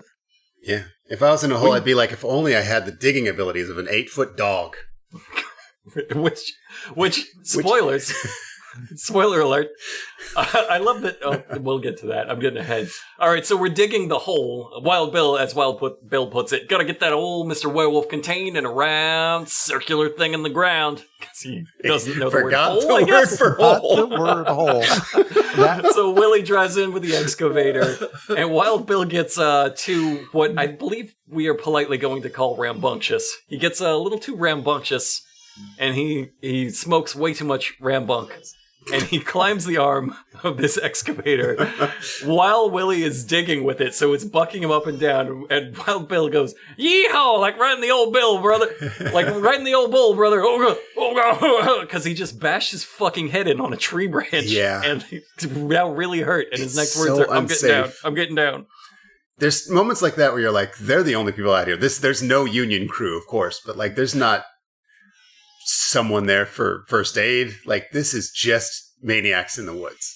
And this is a Jackie Chan set. This is absolutely a Jackie Chan set where, like, if you die, the best you hope is to make the blooper reel at the end. Because there's any doubt, Wild Bill climbing on top of the active excavator arm, bashing his skull in, and then like dizzily climbing down from it, while Willie he doesn't stop digging. Yeah, he keeps digging as he's trying to like concuss, trying to climb his way down. You're like, there's no adults. There's no adults here. And at some point in all that, he says, "Get old Mr. Werewolf in that hole. See how he likes the taste of one of these big old silver bullets right in the old gizzard." They do not have silver bullets, by the way. They've not. That's just something he improvised. Sometimes Wild Bill, again, prior to now, they've said things like, "Let's get that son of a bitch," and charged off with their shotguns into the darkness. It's the first time they've said that their goal is to put a bullet in its head and kill this 250-year-old Indian chief. And then later, they're going to have to try to clarify that because Wild Bill went off script a little bit there. And said we're going to put a fucking bullet in his brain. So they dig this little 5-foot hole. As if to prove Jason's theory, Wild Bill climbs in it and then tries to. It's only 5 feet at this point. He tries to climb out using a vine like Tarzan, and Willie's like, "Take my hand, Bill." Bill's like, "No, I got it. One comedic beat before it snaps, and he disappears into the hole, going woohoo, and then just fucking falls on his head. So now he's climbing out again. Very embarrassed and timid, like he was when they made fun of his car. He's like, I'll get out, I'm climbing out. And then as soon as he's back on solid ground, he goes, "How was that? hoorah! It wasn't fucking I gotta crazy. say, it wasn't great. Just seeking the approval of his dead father so hard. It's just, he's developing into the best, most flawed character where you know exactly why he behaves the way he does. Yeah. And I'm starting to understand refused him. Willie's hand, fell on his head, was so embarrassed about embarrassing himself in front of his friend, and then just like way hard making up for it. I'm a Marine, hoorah! At least classic. he got the hoorah right this time. A couple episodes ago, he said hoorah. Yeah, he which did is say hoorah. more of an army thing. All right, so we're visiting our second eyewitness. The whole team rolls up in their little forest golf cart, groaning about the ride. Our new guy is Hank, who introduces himself like this. I'm Hank. What's his fucking normie ass Hank? headgear? Is Hank has a modest cowboy hat and a white windbreaker, like he has a fucking checking account. And I've got to tell you, when they are pulling up in their golf cart, they cut to Hank's reaction, and I think you can capture an expression on his face of, "Oh, I was told this was like a real documentary or something." I was assured I would be treated with dignity, gentlemen. I can see by this golf cart full of hillbillies that is not the case. He's got video or something. I think this might be a guy who claimed to have video of a cryptid or something. And they had like, well, do you want to tell your story on TV? And I feel like the camera catches the moment when he realizes, oh no, I'm going to look like I'm in a clown show today. I'm going to look like an idiot. My favorite thing about Hank, other than he looks like Curious George's owner. He looks like Aryan George's owner. Okay. He gives a very, very long excuse for why he had a video camera, which I found as suspicious as anything on the show. He's just like, okay, so I was filming now. The reason I was filming, and he gives a long speech about how he had some contractors out and blah, blah, blah before and after. It takes him like 45 seconds to explain why he was filming and how he got footage of this werewolf. This is another tradition, though. They are like, for some reason, they feel the need, every single person feels the need to explain why they would possibly be filming a werewolf. Mm-hmm. Like, I saw a werewolf and I took my camera out, because that's a fucking werewolf, is not good enough. Like, you've got to have a backstory, and I don't know why that is. But yeah, Hank says they're putting a gas line on his property. He was out here to, like, record the before so that he could make sure the after looked good. Mm-hmm. And that's when he and his son driving by in their little forest golf cart caught the image of the werewolf. And his son knew exactly. It was like, oh my God, that's a werewolf immediately, as though he encounters it all the time. And Hank's theory is that the gas line, like putting the gas line, is what disturbed this werewolf from, I guess it's implied, his slumber? So Hank is inventing his own lore. He's got a different lore for the werewolf that they just are like, yeah, no, it's not. We're doing an Indian thing. We think he's a reincarnated Indian. This footage is pretty convincing, though. Like, this is actual footage of an 8-foot wolfman. I challenge any gorilla suit or large blanket salesman to dispute it. I thought it was just a bear. I thought they just had it looks like a bear to me. I mean, obviously it's a brown spot. Very poor quality video. It's just a brown lump moving behind it's partially obstructed. I just thought it was just a bear. Could be. Trapper says, what I love about this is Trapper says, you were within 5 feet of him, but he says this as we're looking at the footage where he's clearly like 200 feet away from him. Yeah, speeding by him in a car. You can barely see it. You're just... You drove by a blanket. You're lucky to be alive. And right now. Not to put too fine a point on it, this is the second witness who is depicted. The first guy saw the werewolf 150 yards away, minding its own business, hurting no one. This guy drove past it while it was just chilling in the woods, not eating something, not chasing them, not eating a person, not fleeing a house where everyone had been slaughtered, just chilling, just hanging out like a deer or anything else would, just kind of lazily wandering around, happy in nature, at one with the world, and not interfering with anybody's business, and not frightening anyone or threatening anyone. Or if you're trying to talk me out of killing it, it's not going to work. I'm killing that thing. Again, they could have had their witness say anything. anything. I'm gonna fucking eat it. It could have been like, I'm gonna eat it like Wild Bill. yeah, I came home and saw that there were 4 dead women in the farmhouse. They had all been assaulted in the most grotesque way, and I followed a trail of their blood out to that spot, and that's where I captured this video of the. That's a better story. But no. Imagine if they said that one time. It would be the best episode they've ever made. See, this is why you could never be on set. You would ruin the show completely. Yeah. Your notes have to get there one at a time, scattered across the chronoverse, just like drifting to them out of time, so that they can do one at a time. So we cut to Wild Bill and Willie's Crackhead Trap Shack. Willie has this like stealth, unappreciated madness where he will like turn to the camera and with just blankness in his eyes and all sincerity in his voice explain the situation. And what he says this time is, Trapper and the team found this huge rock, which is the werewolf's howling rock. He's known to get on top of this rock and howl on the full moon of the night. Fucking mental ass sentence. Just says that without, I don't think he blinks. Like he believes that entirely. It's like a grandpa like trying to understand his grandson's Pokemon cards. He's just like, so War Turtle is the evolution of Squirtle. And then him explaining that later. Nah. to you in all seriousness, just unblinking. Willie once again explains his Acme ass trap, his baby's first Acme ass coyote trap, big stick on rock fall. Wild Bill, his job was to get the rock. And Wild Bill very proudly says, "That big old rock I found gonna be Mr. Werewolf's tombstone."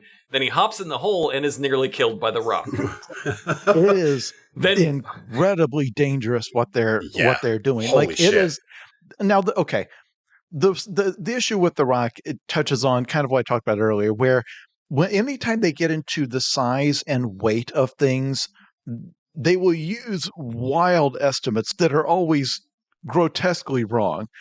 So they decided that the big flat rock that will act as the lid to their trap, where it's just a pit, a rock propped up with just a stick. They talk about wanting a 2,000-pound rock, then a 2,500-pound rock, then they will say a 3,000-pound rock. Later, they will settle on it being 2 tons, 4,000 pounds. Now, this rock is not a 4,000-pound rock. It's very heavy. Because they need like their equipment to move it. It's hundreds of pounds. Clearly not 4,000 pounds. It is plenty big enough to kill them. It is precariously, especially if you put your skull underneath it. What's that? Which is exactly what he does. It is precariously propped up on this rotten log.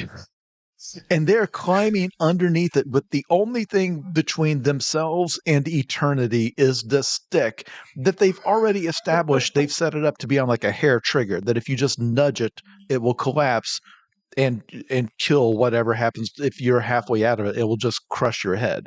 Like some of the other traps they've made are very fragile and silly. This rock is just a straight up rock. It will kill you. Wild Bill does say, like, after he hears a twitch, he's like, oh, I'm almost got killed there. So then what happens next is Willie gets in the hole with him and is almost also killed by the rock. Like, this was fucking I've insane made fun to me. of them a few times for being like, if your guns were loaded, you would be dead. This is the closest I've rocks. ever seen someone come to death and not die, maybe. I was joking earlier about how it'd be easy to get out of the trap, but like, I'm not talking about like being stuck in a hole with a wide open space above you. I'm like, this rock falling on you would kill you. Yes, it would absolutely. And Willie bash was their head completely fucking around underneath it. You. Yes, it would. It's astonishing. He might be immortal just like by like whatever. If you eliminate all the wild possibilities, the only thing left is that you cannot kill this man because he should be dead. If this show had any kind of oversight, the lawyers would think you were kidding if you showed them this. They'd be like, no, what's the real trap? What the fuck? What's the real set? So what's holding that up? Oh, it's just the stick? The stick. Okay, shut it down. Shut it all down. Yeah. You can't do this. Absolutely not. Yeah, I know that in the fiction of the show that it's just a stick holding it up, but how are you holding it up as the production? Do you have cables? Like, no. It's the stick. It's that It's like we stick. said. What are you talking about? We just said Yeah, it's a Wild stick. Bill set it up. Yeah, Wild Bill built it. And then Willie also gets in the hole. It's so fucking crazy. We get to my favorite moment of this episode because somebody has watched the footage from earlier where Wild Bill said, "We're going to get this thing in the hole and we're going to put a silver bullet in its brain," and said, "No, you got to understand, the world is woke now in 2013. We can't say things like that about the spirit of a murdered Indian chief from 250 years ago." And instead of giving him a script of something else, like, we have to explain that we're not here to do that. We're here to do blank. But of course, in none of these episodes do they know blank. That step of what they're going to do, and they catch it. It is decided that it is part of the show that they never know. They are a dog chasing a garbage truck. They do not know what they're going to do if they catch this thing. So but the way this production works is, it's okay. Wild Bill, we of course cannot cut that line from the episode. That's ridiculous to even suggest it. So what we need you to do is go on camera and correct what you said earlier. But they, of course, do not tell Wild Bill what to say. That's not how the show works. So it's like, we're trusting you as an improviser to say something that makes sense. And Wild Bill says, "We get this werewolf in this here trap. We're going to educate him a little bit. We don't want to hurt him by no means. We just want to hold him there till we get there. We're going to trap him so we can educate him a little bit." And if that's not slang for just beat the shit out of him, what else could it mean? You're going to go in there and punch him in the fucking stomach. What is the most good faith interpretation? Now, obviously, the listeners are saying, Jason, when Wild Bill began his sentence, he did not know what he himself was going to say until he arrived at that moment. That he was as surprised as anyone that this popped out of his mouth. But still, it is now part of the canon of the show that their plan was to trap it under a 4,000-pound rock in a hole, this 250-year-old immortal magical wolf creature, so they could educate him a little bit. Just teach him to read. What tangibly does that look like in the imaginations of these men? I'm telling you, it looks like Willie is going to have the werewolf's arms locked behind his back while they each take turns punching him in the stomach. Just gonna rough him up so he knows not to come back here. And then Huckleberry's going to milk them until they got a nice sample for science. Oh, Jesus Christ. Okay, look, I know I know I am beating a dead horse here. But to access the creature, they have to lift the 4,000-pound rock off the trap, which can only be done with their excavator. So now that they've got it trapped in the hole and it's down there scratching and howling, trying to get out, and they're going to come educate it, the first thing they got to do is drive the backhoe in, or go rent it again. I assume they've had to return it. Yeah. Go borrow Trapper's credit card, rent the backhoe, come back, and then lift the thing, the rock up in such a way that the 400-pound, 8-foot-long, unkillable 250-year-old werewolf does not leap out and just murder them all. You just need to lift it enough to get a few encyclopedias in there. And a flashlight. I think you just need to lift it enough so that somebody could kneel down and pee in there. I think maybe that's just show them who's boss. We're gonna make that werewolf a tour. So it's time to go back to the third eyewitness. This is Gunner. Gunner is a hunter. He has pictures from his trail cams. He has an unmarked gray baseball cap if you're trying to identify him later. you need the headgear, otherwise there's no way to tell these people apart. He's got the trail cams on the Old Shawnee hunting trail, which does look a lot like an ATV trail to me, a city slicker. Yeah. He brings out his glossy 8x10 headshots of the werewolf, which they all have, and I love. These are all straight from his 1970s darkroom. These are these glossy 8x10s. It's unusual. A lot of production value. You could put these in like a portfolio and show them to a casting director if you really wanted the part as a werewolf model. But the photos are full werewolf, no question. I think this is a Photoshop because it looks like they took the exact CGI model they made, put it in the photo, and then hit blur like 800 times. Hit the blur tool a few times.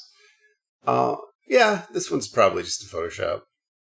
It might even just be like sort of some bushes and lights that look kind of like a werewolf head. And they're like, all right. There's one thing is for sure, it is not proof of anything. But it's enough to go to the commercial on the CGI model roaring and coming back, where Trapper establishes once again, remember, it's the full moon. He appeared here 1 month ago. This is a thing we start doing, and I think we've been doing for a little bit. We have almost a thesis to an episode, and what we're going to do is try over and over again to prove something that we mentioned in the very first sentence. And in this case, it's werewolves like the moon.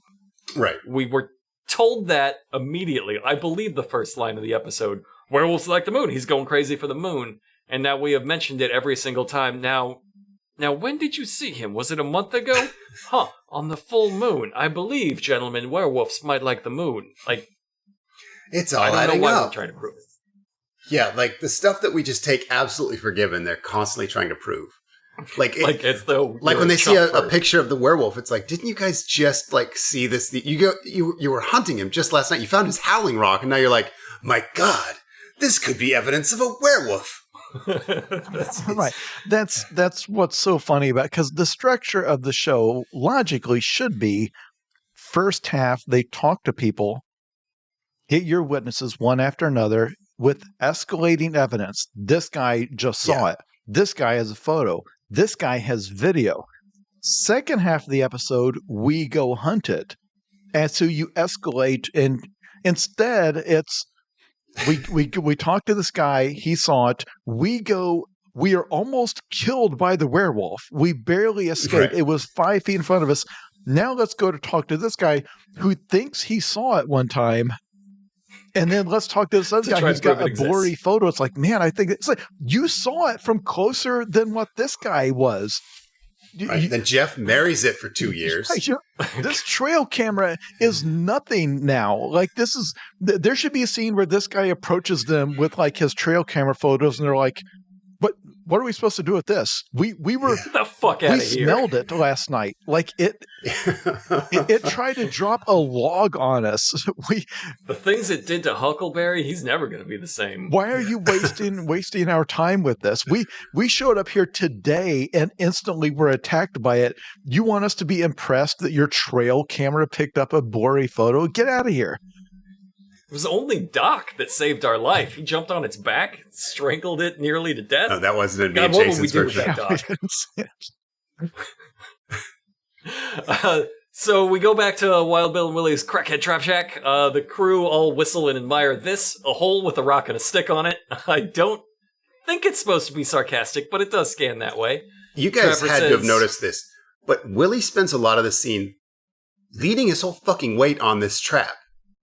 Like, we were talking about how, like, delicate it was, but he is fully just leaning on it like he's forgotten this is a delicate trap set to go off with a hair trigger. Got faith in his handiwork. Yeah. Trapper emphasizes that. He says if the Webster werewolf drops a fart in there, it's going to go off. And again, I don't know if they're making fun of Willie or if they genuinely love this, especially when Trapper looks at him and goes, perfect trap. Surely that has to be a burn. Wild Bill has the bait. He tells us some more werewolf lore. He says, everybody knows werewolves love chickens. Yeah. That's another thing that's great about this show is that they go wildly from, I'm quite an expert on this subject, to, I'm just now hearing for the first time about a werewolf in West Virginia. He loves chicken. What happens then, Huckleberry very quietly and shyly says, Bill's a chicken choker. It got such a laugh. It's such a Beavis and Butthead thing to say so out of fucking nowhere.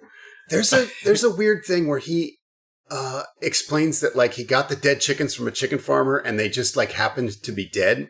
And he explains like that this just is something that happens all the time. They just fucking die. And I might have mentioned this before, but I grew up on 2 different chicken farms, and this is not my experience. I honestly think finding 2 uneaten chickens dead from unknown causes should concern a chicken farmer. I just think Huckleberry didn't want to say, I strangled these birds to death at the flea market, and they made me buy them. Right, like they killed these birds, but they're like, you can't tell them that. Weird excuse for having 2 dead chickens is all I'm saying. Committed. It was a suicide pact for these chickens. And one of them just couldn't live with it anymore, and the other couldn't live without the other chicken. So we're in luck. another note that we've made it to episode 10 without having addressed. I am 100% certain they will address this in a future episode. Although, if I remember when we watched episodes from like season 6, they hadn't, but maybe they will. That, of course, they've established that this trap will go off at the touch of a feather, and there are 2 dead chickens at the bottom of it, which would, in theory, attract every animal in the woods that eats meat. Every single animal. Every coyote, everything. As for why it would only attract the werewolf, as unspoken, we keep thinking that they will eventually have some sort of lore, like, oh, it's only attracted to the smell of blood, a bloody clot that's been left in the moonlight for 24 hours, like something that would only attract the werewolf. Because again, obviously, you set this thing up, you're going to catch something probably very, very soon. But the odds of it being a Wild Bill. Yeah. I love chicken too. I forgot to mention that. Everybody knows Wild Bills love chicken. I didn't Google if Shawnee Indians are vegetarians. That'd be really funny if they were. One thing, it doesn't work. Gotta put some leaves in there. I don't know what they eat.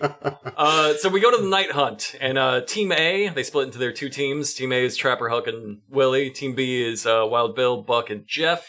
You know the plan. It's the same plan every time. Both teams run a pincer movement on a monster that is way smarter than the pincer movement. There's something they did here. I don't know if they've done before, where he goes lock and load, and then they added an ADR effect of guns reloading. Yeah, we know. So that's funny. That's they lock and load. Yeah, you're not. As if you trust these men with bullets. Yeah, Buck. I don't think he's ever shot a rifle. He's like sticking his fingers in the gun. He's using it as a walking stick. It's just this object he's fiddling with. Sticks. They sweep their barrels across each other. Like they point their guns at each other constantly. If you're someone, it makes my skin crawl. Yeah. If I would love to just put dye and give them all squirt guns and then tell them to film an episode. And then at the end, show them their shirts and be like, okay, here's where you died. Here's where you died. Here's where you died. Yeah, you have to understand, if you grew up with guns, as I think both me and Sean did, I think I first fired a gun when I was 5. I first owned a gun when I was 8. I'm from that part of the country where we just always had guns in the house. I still have guns in the house that I've not shot in a long, long time. But you get to where you can spot any movie or whatever where they're practicing very poor gun safety, because you just instinctively, you learn as a small child, you don't point an unloaded gun at somebody. You don't point a disassembled gun at somebody. You just get it. You get it ingrained. You never point a gun at somebody, no matter how unloaded you think it is, ever. It's a thing. You don't have the barrel. Yeah. So you can see what these actors who some of them have had training, like Keanu Reeves does a ton of training, very, very good about how he handles the firearms in John Wick, although obviously you would not want to do a lot of the things he's doing in those movies. But in terms of actually handling the weapons, he's very meticulous about doing it right for whatever reason. These guys are supposed to be just everyday hunters in the woods, and they are just walking and swinging these barrels back and forth, just right at each other's backs. We've established they do think "cover me" means everybody point your gun at me. Yes. In case I turn into a monster. So if the creature jumps on my back, shoot it off of me. That's what they mean when they say "cover me." It's amazing. I think they mean "don't let it take me alive." All right, so we're running the pincer movement. Trapper immediately chastises Wild Bill for just running ahead like they're sick of his shit in fiction, which is incredible. He promises to behave, but it is almost instantly a lie. And they start heading out into the woods where they for some reason, there's a really weird bit where Trapper is like, I see his glowing eyes 200 yards out. Oops, that's a possum. And then we never address that again. It is wonderful. I had to pause it to laugh at this, because they try... look, there's this thing, as we called out in previous episodes, where it's never clear which member of the team instigates the encounter. Because we're going to get in this episode and the one after this moments where they go to Jeff, the infrared guy, and say, I think I hear something. You got anything on infrared, Jeff? And he'll say, nope. No. Where they are clearly trying to start the encounter. Like, they don't plan this in advance. So here, it's amazing because somebody says, I see his glowing eyes at 200 yards, which again, if you've seen something 200 yards away, you cannot see something's eyes 200 in the middle of the 200 night. yards Right. away. Like there's no This such time. thing. Like two LED flashlights from 200 yards out would be difficult to spot. That's a long distance in the woods where there's trees and there's obstructions. You have to understand that is very far away. It's a number they just pulled out of their ass to start the encounter. Like it's a distance away. But then Trapper shines his flashlight and says, now it's a possum. And it is. And then they all just They move on. no, they've got the camera cut. It shows like they've got their night vision camera, and there's a little happy little possum sitting in the tree, just watching them, just kind of curious, like this little happy little possum. It's What like are you guys doing? so. This, I think, is the first time they've ever found wildlife that wasn't the exact cryptid they were hunting. Yes, and it's so great because it's like they could have created some sort of a funny moment or a dramatic moment where it's like, Uh-huh. oh my gosh, we see that, it goes up. It's like, oh, it's just a possum, ha ha ha. But it's not played like that. It's played Right. like one of them is trying to initiate the encounter scenario, and then Trapper forgets that he's doing a fake TV show because he actually does see two eyes because he shines his light. And of course, animal eyes are reflective. It's like, oh no, it's just a possum. It's like, do you remember what we're doing out here? Because it is just, it's like he obviously was not talking about the possum. He was trying to start a werewolf fight. I would have loved it if they just opened up on the possum, like when the Ghostbusters try to kill that housekeeper. Like they just explode this possum. Just blow the shit out of him. Now, we're not here to hurt the possum. We're just going to educate him a little bit. So they go scouting. Trapper sends Willie up a tree to like scout farther. He sees like a hole or something that they have to navigate around. So they're now separated. And that's when Trapper and Huckleberry find like a log that something's been dragged over. They establish this is his bedding area. Mm-hmm. This is a werewolf nest. Yeah, it's a werewolf. He's dragon been log. carrying pieces of cattle back here, which it's the same bones and cow skull that are Same 100 one. years old, bleached, like brittle to the They've touch. got Oh. a black hefty bag that they carry these bones around in. That this cow, Like it needs a name. It's here so often. It's in every Yeah, episode, like every third episode. and so there's some point where they just like get the bag of bones out of the back of the truck and dump them out. And it's the same bones, the same set of bones that somebody found, I don't know, in the woods or somewhere. Terry the cow skull. I don't know. He's like our best friend. He's like the sixth member of the seventh member of the Ames team. He's just. It's the same. It's identifiably the same one. I laughed so hard at this because the thing they chose to do here is marvel at the strength of the werewolf who's able to transport these brittle ass cow bones 8 feet off the highway. They're like, it's like he's doing the math and he's like, oh, even if you quarter it, that's 150 pounds at a time. Like he's impressed with like a high school boy's bench press. It's just, it's fucking, and he spends like 15 minutes on it and they keep cutting back to him. He's like, God damn it.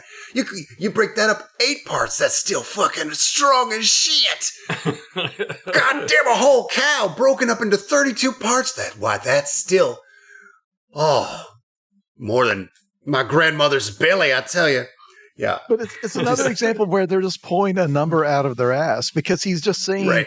he's like trying to establish his superhuman strength this thing must have because they're about to encounter it. Just like, oh, that's a whole cow. I think you brought it up here in chunks, but that's got to, and he starts doing the math in his head like, well, what does a cow weigh?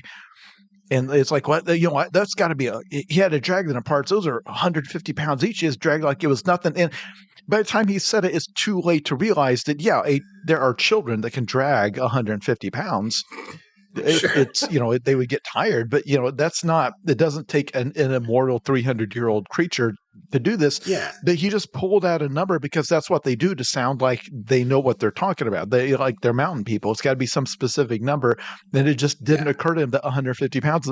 So again, there's no second take. If your wife's got any curves on her, like that's the threshold, right? Like, come on.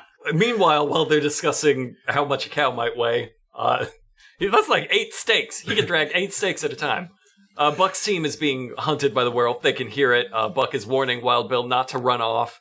Jeff is just wildly panning around with a thermal while still insisting, I got nothing. Like, what are you fucking doing, Jeff? He catches it a little bit. It's, once again, clearly just Willie creeping around in the monster pose, like claws up 5-year-old doing a monster pose in the woods. And Wild Bill just sprints off after it like an excited terrier. And then you think, like, okay, Trapper warned him earlier, Buck is warning him now. We're going to play some drama with, like, Wild Bill's going to run off and get into trouble. And what he does is stops and goes, oh, I'm sorry, I get a little excited. Won't happen again. Why did... What was all of that? But now he's just, like, ashamed. And that was it. That was the end of that bit. We're back with Trapper and Huckleberry in the wolf nest when they hear a canned growl. They spin around and they scream, Willie, he's right behind you. And Willie, very tactically, falls out of his tree. This didn't seem very planned to me. I don't think that was planned. No. I think they scared him and he fell out of his tree. This is not a stunt. This is not funny. He fell out of a tree. There's no mattress down there to catch him. He fell and he hurt himself, and they just incorporated it into the show because of course they did, but he straight up just fell out of a tree. He has no safety gear up there. There's nobody supervising their stunts or anything. Yeah. So once again, the brave hunters are outsmarted and defeated by nearby noises they invented themselves. Yes. That's why I think it's a little funny. I think it's funny that Trapper and Huckleberry spun around and went, Willie's right behind you, and Willie fell out of the tree. They're like, I guess that makes sense, huh? I guess we shouldn't have done that. But here's how they incorporate it very well. Now that Willie is like almost comatose, he might have a concussion. It's personal. Finally, with like 4 minutes left in the show, now they got to get this werewolf for personal reasons. He tried to kill Willie, sort of. Sort of, maybe. But they also make Willie still go at it. Buck says, did it knock you half simple, Willie? And he's clearly like, yes, he's been... That's exactly what happened. He's very dazed. His pupils are all crazy. He's like, well, it winded me a little bit. I still got enough to kick that werewolf's ass. And like dizzily stands up and they make him go through with it. Yeah. So he's in on the chase now. They give him his shotgun back, don't they? They give him his shotgun back. This concussed man. There's no criteria in which hunting you will a werewolf. take a gun away from. A concussed man. By the way, the sound effect that they played, which by the way, I assume the sound effects added and posted, that they just do they have a crew member go rawr, and then they say, oh, Willie, it's right behind you. This time they did go with just the lion roar cut from their Halloween sound effects. They did not go back with any kind of a wolf type. That guy What's had also gone weird home. is that when Willie fell out of the tree, they added a boing. It might as well be with this fucking Acme trap that they're chasing him towards. So they're all heading him back towards the trap, chasing that werewolf towards it. It's like barely ahead of them, even though they're doing about 1.5 miles an hour. Wild Bill gets too excited and runs off again, gets yelled at again. I still don't know why we're doing this. I guess they're just all mad that he's playing like a cryptid berserker and they're stuck playing fucking cryptid clerics or whatever. I think Buck explained it as how if you run off without us, the werewolf will kill us. Like I think he laid it out as clearly as that. Like we will die if we don't have you here. Like, you're the only thing. Hey guys, I've watched a few episodes ahead. They are setting something up here. Oh, this is straight up them laying the groundwork for a future storyline. They have intention. In 1,000,000 years, I never even thought to credit them. This is a Chekhov's gun type situation that Wild Bill has a habit of running off on his own, and this time they're able to rein him in. But what if? One time they were not able to? What if he's too loose a cannon? God, I love this. I love this show.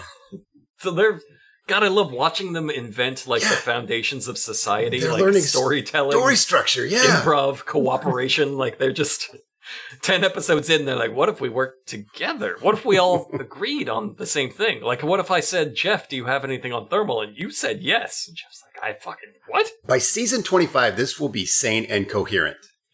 They will have gotten enough of Jason Pargin's displaced time notes to put together an episode of television, finally. And that's the last episode. That's when it'll end. Yeah.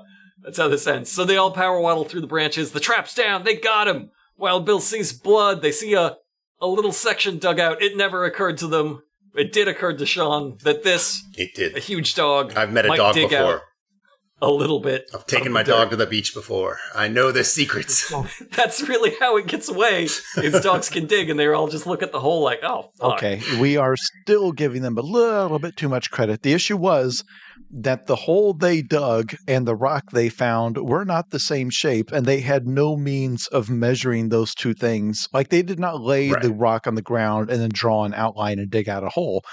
So the rock does not completely cover the hole. Exactly. So it leaves a huge gap on one side. And so they walk around there and improvise. Well, he dug his way out. That's what he did. He dug his. Now, obviously, it's funny because that's the one thing a canine, like a powerful canine, would do if it was trying to get out of, some loose soil that has blocked it in. It would dig its way out. But this all occurs because once they triggered their trap, they realized, one, it does not fall neatly on top of the hole. And two, we have no ability to scoot it over so that it kind of covers the whole thing. Like it, that's and not no way happen. out of this story if we trap a werewolf under this. Right. Once again, the very form of their story, the entire format of their episode, it has to end with their own incompetence because they can't catch a monster. Yeah. Because it doesn't exist. Exactly. But they also can't say, they can't fight a monster because they don't have the budget to show it. So every episode has to end with them being like, oh, we're so fucking stupid. Yeah. Or the way it specifically plays out, because again, there's chicken feathers everywhere, right? Because it ate their bait. Had to make the point. It ate the bait. Because again, it worked exactly the way they planned. They were chasing it. It was running for its life through the woods, and then on the way, while running, it decided to stop for a snack. Right. The way you pick up a power up in a video game, you just grab it on the go. And once they see this, they hear the creature howl again at the exact same volume as its other howls, where they determined that it was right next to them. Hillbilly Michael and Winslow. Trapper just looks at us like, nah, that's way off. That's way off down there.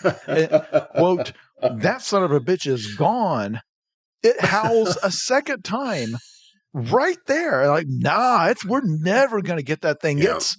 It's like, he's gone. It can't be more than walking distance because it was just here like 1 minute ago. Like it's 1 minute away from you. Well, what are we going to do about that? Golf carts are clear over there. So they established that they decide that we outsmarted the sumbitch, but we underestimated his strength, which I would argue is not outsmarting him. That was a contender for my quote of the episode. I love that so much. So Wild Bill says, next time we need an old rock the size of a rhino or hip or hobbled this. Hip on or something.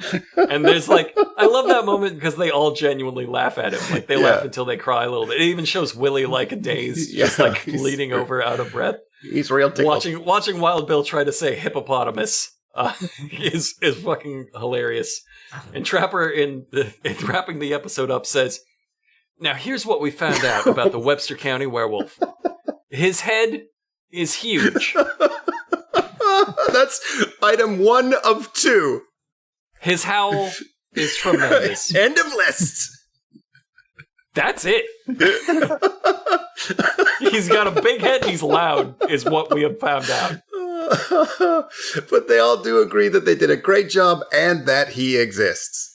Yes, they all agree. If there's one thing we know, he exists. And also, Willie, just a hell of a trap. Rock on a stick. God, they love it. Good job. Bravo. Encore to you. He definitely exists. And now it's time to pick our favorite quote of the episode. Let's go with Jason first. Okay, so way back when they find the dead log on the ground, and they improvised that if this was a trap that it had set up for them. Buck says, Well, that tree could have landed on us and killed every one of us.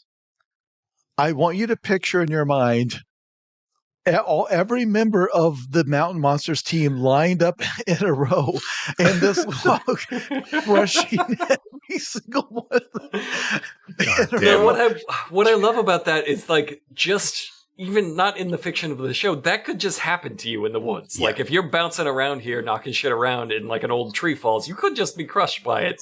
So that legitimately could be how this series ends, is with the one tree just flattening all of them. Who are all standing, all of them together, standing in a perfect line at the exact angle that the log falls and crushes them all. And then imagining the police finding this the next day. A fucking werewolf struck again. Yeah, 2 big old werewolf footprints.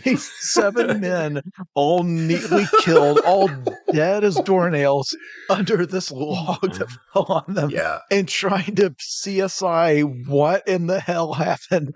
Like, were they all standing just perfectly under this old dead tree? That's a tree cult. Case closed. Rookie woodsman. Anybody from this country would know that's a classic werewolf trap. Never fall for that. All right, Sean, what's yours? Okay, I loved the Grandma's Belly line, but I think my favorite was Wild Bill trying to explain at the very end of the episode when the werewolf's howling. He was trying to explain how they're being taunted by the werewolf's howls. Like these are rubbing it in. And his quote was hollering us, telling her, having his chicken dinner. Took those chickens from us. Yep. That son of a bitch. Now it's personal. Those are my chickens. He's gonna eat them afterwards. There's nothing that's gonna beat Trapper fucking madly looking out into the night like King Lear and just going, "Howl at me, you son of a bitch! Howl!"